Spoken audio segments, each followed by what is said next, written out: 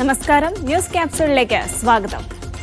ബീഹാറിൽ seat വിഭജനത്തിൽ സമവായത്തിലെത്താതെ NDA സഖ്യം. 40 സീറ്റുകൾ വേണമെന്ന നിലപാടിൽ ഉറച്ച ചിരാഗ് പസ്വാൻ. കൂടുതൽ സീറ്റുകൾ വേണമെന്ന JDU. കോൺഗ്രസിന്റെ തെരഞ്ഞെടുപ്പ് സമിതി യോഗം നാളെ.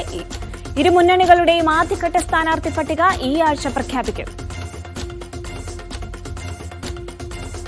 SIR വഴി ബീഹാറിൽ കൂട്ടത്തോടെ വോട്ട് വെട്ടിമാറ്റിയതായി ആരോപണം.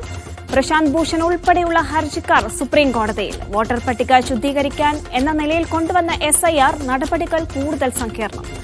വോട്ടർ പട്ടികയിൽ നിന്നും ഒഴിവാക്കപ്പെട്ട 65 പേരുടെ സത്യവാങ്മൂലം കോടതിയിൽ ഹാജരാക്കി. രേഖകൾ നേരിട്ട് കോടതിയിൽ സമർപ്പിക്കുന്നതിനെ എതിർത്ത് കേന്ദ്ര തെരഞ്ഞെടുപ്പ് കമ്മീഷൻ.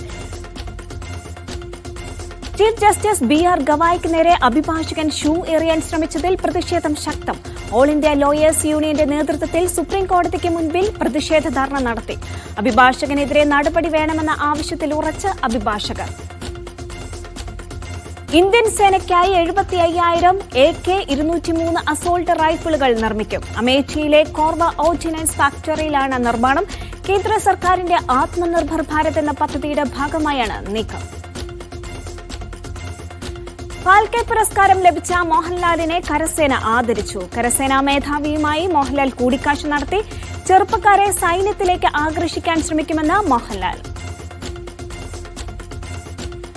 ഒഡീഷയിൽ പ്രാദേശിക BJP നേതാവ് വെടിയേറ്റു മരിച്ചു. ബർഹാംപൂരിൽ പിത്തബാസ് പാൻറ്റയാണ് അജ്ഞാതരുടെ വെടിയേറ്റു മരിച്ചത്. ബൈക്കിലെത്തിയ സംഘമാണ് വെടിയുതിർത്തത്.